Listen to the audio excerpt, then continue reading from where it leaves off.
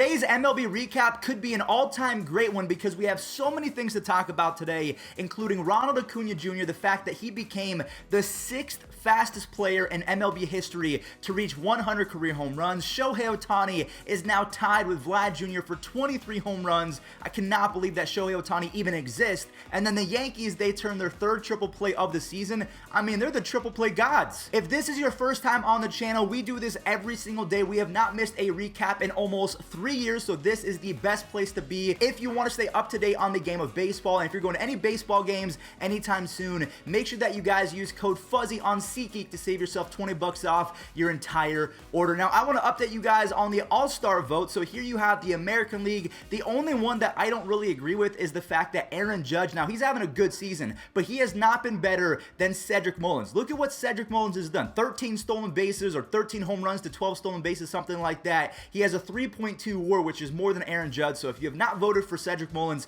please, for the love of God, do so. And here is how the National League is shaping up. Now, we are going to talk about a young prospect that is getting called up for the Tampa Bay Rays. Honestly, if he was called up at the beginning of the year, he might have gotten a few All-Star votes as well, because I think he's going to be that good. So speaking of the Tampa Bay Rays, they were facing off against the Mariners yesterday, and I have to say that Luis Torrens has been a brand new hitter over the last week. He has 3 home runs and a 440 batting average in the last 7 days. Jake Fraley, he is one of my favorite outfielders to watch in baseball. He is fearless out there. He makes yet another spectacular catch. The Tampa Bay Rays, they come back to take the lead, but it wasn't for long as Ty France, he ties it up. And speaking of long, Shed Long, he hits a walk-off grand slam. That is the 2nd clutch grand slam, or maybe, is that the 2nd walk-off grand slam in the last week? If it's not, you guys will obviously correct me in the comment section down below, because I'm wrong every so often. But that gives the Mariners a 4-game winning streak, and they're 7-3 in their last 10 games. The Rays, on the other hand, they have lost 6 games in a row, and they pressed ejecto Cito cuz because they are panicking and they are calling up their top prospect to be a lightning rod. If you guys have no idea who Wander Franco is, he's a 20-year-old switch hitting phenom in 39 games. Remember, this is AAA at 20 years old. I'm about to be 25.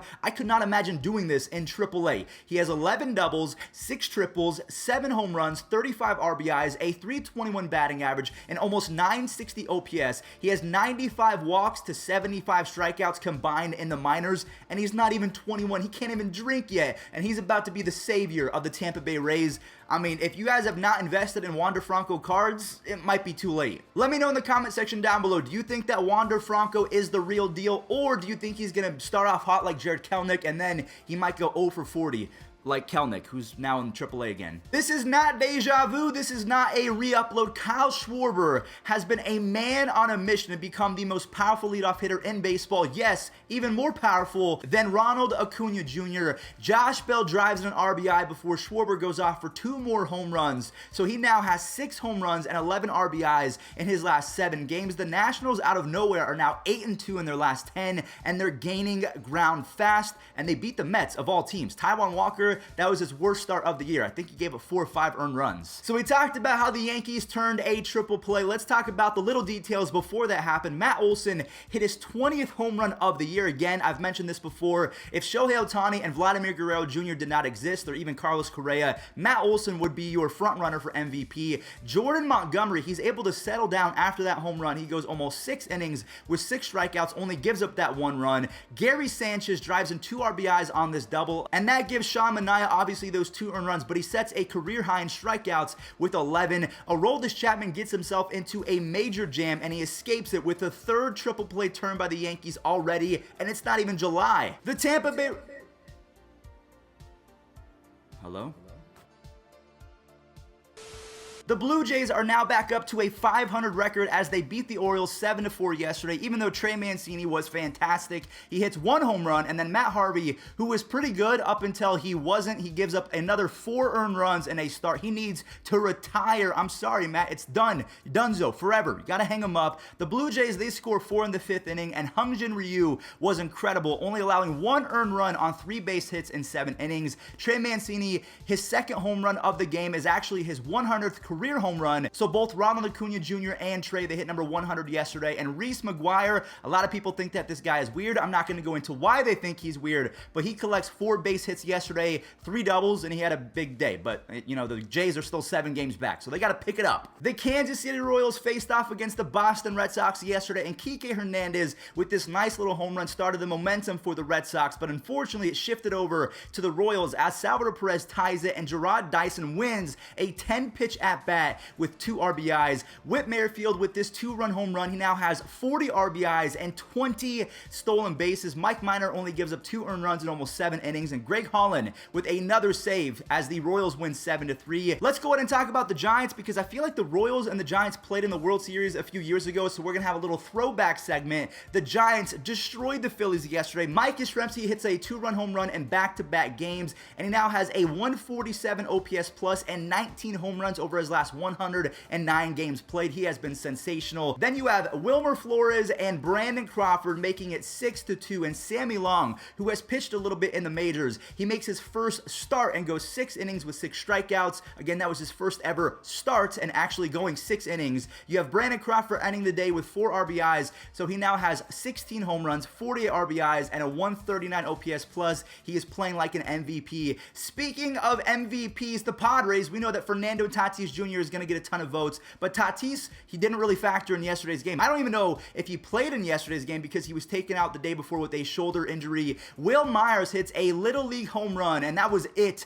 for the San Diego offense. Dinelson Lamet, who almost won Cy Young just a year ago in 2020, he goes 5 scoreless innings with 7 strikeouts. He has been battling with injury, so I'm super happy for him. And Mark Melancon has 21 saves already before July. He is on pace to have 45 to maybe even 55 saves by the time that the season is all said and done. Now, because they were playing the Reds, I do want to notate that Joey Votto made it up to the young fan. He was ejected the day before, and that young fan, her favorite player was Joey Votto. So when you see him for about 3 seconds, and then he's cursing and yelling at the umpire, it's not really fair for the fan. So he makes it up to that girl with an autographed baseball, an autographed book, a picture, and I'm a big Joey Votto fan. So the Padres are now on a 4-game winning streak, and speaking of streaks, the Diamondbacks have now lost 17 games in a row, and the Dodgers improved to 8-2 in their last 10, and they're only 1.5 game back of the San Francisco Giants. Albert Pujols has 6 home runs already and an 830 OPS ever since he has joined the LA Dodgers. Steven Souza with a clutch RBI triple, and Pollock, he drives in 2 more on this double. AJ Pollock comes in huge yet again with the 9th run for the Dodgers, which ended up being a very big run because the Diamondbacks, they storm all the way back to make it 9-8, but Kenley Jansen, he was nails yesterday as he shuts it down for his 18th save of the year. The Diamondbacks, I can't believe I'm saying this, they're 5 wins and 40 losses in their last 45 games. The Twins beat the Rangers yesterday with the help of Byron Buxton. Yes, he's back and he is healthy, guys. Byron Buxton has 23 home runs and 18 runs saved defensively in his last 63 games. He has been playing like a Martian over the last year and a half. Max Kepler, he drives in 2 on an error from my friend Joey Gallo, but then Adolis Garcia and my friend Joey Gallo, they spoil a pretty good start for Maeda. Maeda was still good. He only gives up those 2 earned runs, and Hansel Robles saves it for the Twins as they are now on a 4-game winning streak and 12.5 games back of first place. The Tigers beat the Angels 5-3 yesterday, and Akil Baddoo got on base 4 times as the bullpen dominated, even though Jared Walsh hits home run number 18 of the year already. Miguel Cabrera comes in clutch with 2 RBIs, and he is now just 90 hits away from the elusive 3,000 hit club. Casey Mize was good until Shohei Ohtani hits number 23 on the season. I honestly think that Shohei Ohtani just turned in the greatest week in Major League Baseball history. He had 6 home runs in the last 6 games, and he also went 6 innings, only allowed 1 earned run, and had 5 strikeouts and picked up a W. In my opinion, that's the greatest week that we've ever seen. Das Cameron with 2 RBIs, and Michael Fulmer, he shuts it down. The bullpen between Jose Cisnero, you have Gregory Soto, and Michael Fulmer, that's actually a pretty solid bullpen for the Tigers, so their other guys need to pick up the pace. Harold Ramirez has 3 home runs in his last 2 games, and he's batting almost .330 over the last 2 weeks. And Sam Hedges, the 6'6", 6'10", however tall he is, he's a gentle giant, really good. He only allows 2 hits and 5 scoreless innings, and Josh Naylor drives in the game-winning RBI as James Karinchak saves it, and Cleveland avoids getting swept by the mighty World Series ready Pittsburgh Pirates. If we would have got swept, I would be angry today. Yordan Alvarez goes the other way to drive in 2 RBIs, and then you have Jones and Altuve making it 6 earned runs for former Cy Young Award winner for the Astros, Dallas Keuchel, and Carlos Correa will not stop punishing baseballs. He has 14 home runs and an almost 160 OPS plus. Both of those are MVP numbers. Michael Brantley has a 341 batting average and a near 150 OPS plus to begin the season.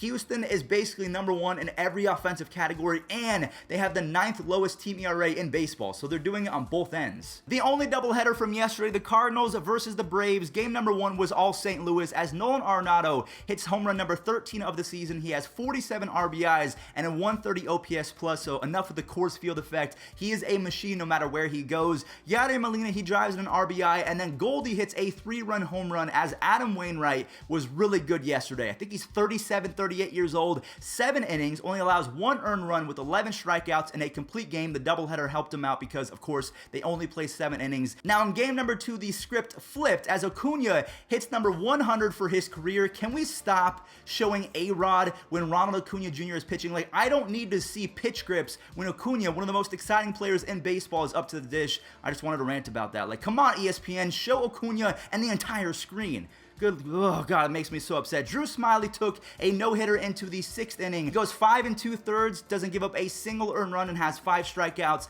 And Will Smith, he earns his 13th save of the year. And in the final 2 games, the Cubs versus the Marlins. El Mago, Javier Baez, was in full effect yesterday in the 2nd on a full extension dive. He gets the final out of the inning. The Cubs, they scored their first run on a wild pitch, and then Patrick Wisdom, he gets on base after suffering through 15 pitches. So he wins that 15 pitch at bat, and then he scores on a Jock Peterson base hit. Alec Mills, he was really good. That was his best start since throwing a no-hitter. 5 shutout innings, and Craig Kimbrell with his 20th save. Kimbrell now has a .61 ERA, 49 strikeouts in 29 innings, and that was save number 368 for his career, which is tied for the 9th most all time. And then the Brewers versus the Rockies. This was a pretty fun series. The Brewers are still tied with the Cubs at 40 and 32, so tied for first place. The Brewers, they take a 4-0 lead courtesy of Colton Wong. It was 6-0 before you knew it. And then the Rockies go off for 4 home runs in 1 inning. They tied up, and that's why I'm going to the home run derby, because I need to see Shohei Ohtani and all the other guys in Coors Field where the ball flies. I cannot wait to bring you guys that vlog. And Vogie, Daniel Vogelback, drives in the game-winning run as Brad Boxberger has to play Josh Hader. He picks up the save. All right, everyone, well, that does it for today's MLB recap. Thank you all so much for watching. If you did enjoy or learn something new, leave a like as well as subscribe. We do this every single day. Do not forget to use code Fuzzy on SeatGeek to save yourself $20 off, and I'll catch you on the next one. Be safe.